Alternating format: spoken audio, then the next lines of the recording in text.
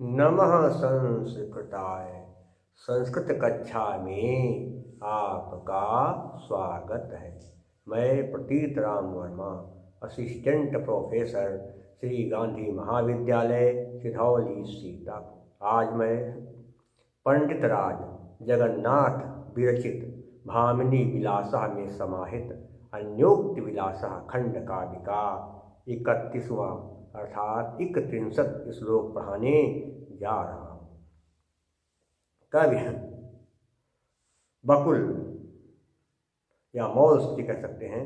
बकुल या मौलसी पेड़ की महानता का वर्णन करता हुआ कह रहा है कि दधानः प्रेमाणं तरुषु समभावन विपुलाम् न मालाकारो असावकृत करुणाम बालोकुले अयं तु द्रागुद्यत कुसुम निकराणाम परिमलैर्दिगन्तान् दिगन्तान् दिगन्तानातेने मधुपकुल झंकार भरतानि। दधाना धारण करते हुए प्रेमाणम स्नेह से या प्रेम से तरुष पेड़ों के ऊपर या पेड़ों में कत समभावेन समान दृष्टि से विपुलाम बहुत ज्यादा ना कत नहीं मालाकारो क्या लिखा है मालाकारो नहीं मालाकार अर्थात माली मालाकार नहीं माली मालाकार धन असौ मालाकार धन असौ कार रामे आ पर विसर्ग उसके बाद फिर है असौ आ नी तो रामे आ पर विसर्ग उसका फिर आ तो अतोर प्रसाद पुलते के नियम से विसर्ग के स्थान पर ऊ बन गया। क्यों? क्योंकि यदि आ के बाद विसर्ग उसके बाद फिर आ हो तो विसर्ग का ऊ बनेगा। फिर रामे आ के बाद ऊ बन गया मालाकारो फिर आधुना से ऊ का बन गया वो बन गया मालाकारो ओ के बाद असौ है तो यंग पदान तादस के सूत्र के नियम से आ का अवग्रह चिन्ह बन गया मालाकारो असौ। असौ मैंने कहते वाह क्या है असौ मैंने और फिर क्या है असौ मैंने वाह और फिर साथ में क्या लिखा है अकृतः नहीं किया करुणाम हाँ असौ असौ धन अकृतः औ के बाद आ इसलिए औ के बाद आया इसलिए ये जो अयवायावा सूत्र के नियम से क्या हो गया औ का औ बन गया। करुणाम मतलब दया बालो मुकुले क्या लिखा है मैंने छोटे से बकुल वृक्ष पर मौलसी के पेड़ पर या छोटे से बकुल वृक्ष पर पेड़ पर अयम मैं कहते यह तुम्हें तो द्राक माने होता शीघ्र लिखा क्या द्राक द्राक काका गावना से झलाम सोनते से काका गा उद्यत कुसुम निकराणाम अर्थात निकलते हुए फूलों के गुच्छों की सुगंधों से क्या है कि परिमलय अर्थात सुगंध से निकल द्राक कुसुम निकलना में फूलों के गुच्छों से निकलते हुए पर सुगंधों से दिगंतान अर्थात दिगंतान का क्या हुआ हाँ एक देखिए परिमलय धन दिगंत विसर्ग शुरू से राम गया पारिमलय धन दिगंत आय के बाद विसर्ग से बता इसलिए विसर्ग शुरू के नियम से क्या विसर्ग का राम गया अपने पारिमलय दिगंत है। एक कहते हैं दसों दिशाओं में है आन तेने क्या है आन दिगंतान है दिगंतान का मतलब आतेने माने भर दिया या कर दिया आते में कर दिया मधुप मुकुल झंकार भयतान भौरों के गुंजन से परिपूर्ण क्या हो गया कि पेड़ों पर समान भाव से स्नेह रखते हुए इस माली ने छोटे से बकुल के पेड़ पर ज्यादा कृपा नहीं किया। पेड़ों के ऊपर समान भाव रखना सबसे प्यार बराबर कर रहा है लेकिन इस माली ने छोटे से मौलसी या बकुल के पेड़ पर ज्यादा कृपा नहीं किया। इसने तो शीघ्र और इस बकुल के पेड़ ने क्या किया इसने शीघ्र निकलते हुए फूलों के गुच्छों की सुगंध से और भंवरों की गुंजारों से दसों दिशाओं को भर दिया। सारी सुगंध फैला दिया दसों दिशाओं में, और भंवरों की गूंज को भी उसने सारी दिशाओं में फैला दिया। क्या हो गया कि माली सभी पेड़ों के ऊपर समान दृष्टि रख रहा था, सभी पेड़ों से बराबर प्यार कर रहा था, लेकिन फिर भी उसने बकुल के छोटे से पेड़ पर ज़्यादा ध्यान नहीं दिया, उसकी ओर जो है ज़्यादा ध्यान नहीं दिया, उसकी ओर नहीं देखा, उसकी सेवा नहीं की।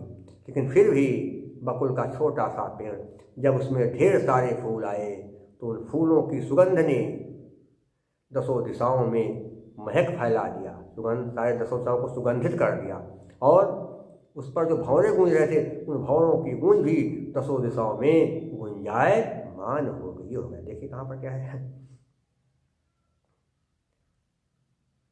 कि मालाकार लिखा है, इसमें तो नहीं बनेगा।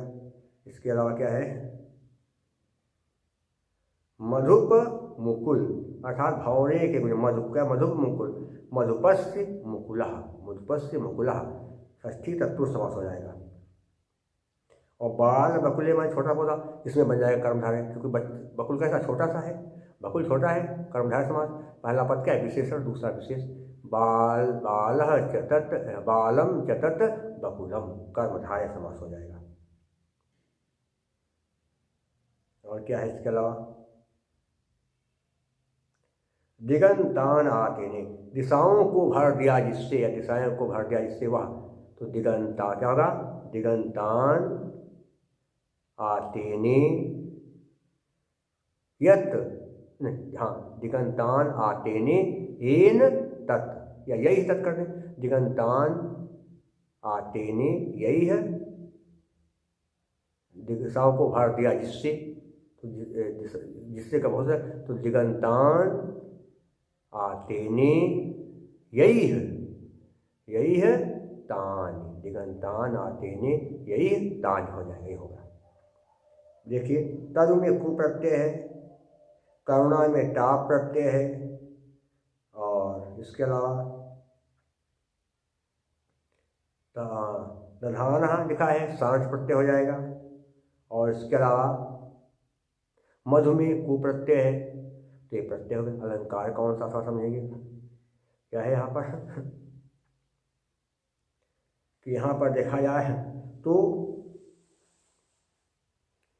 बकुल के पेड़ ने दसों दिशाओं को सुगंध से भर दिया।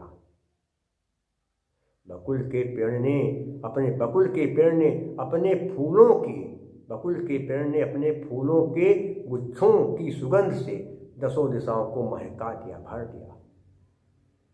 क्यों ऐसा कर दिया उसने, बकुल के पेड़ ने फूलों से दसों दिशाओं को सुगंध से भर दिया, क्यों कर दिया, ये कार्य है, लेकिन कारण है क्या, भावना अलंकार।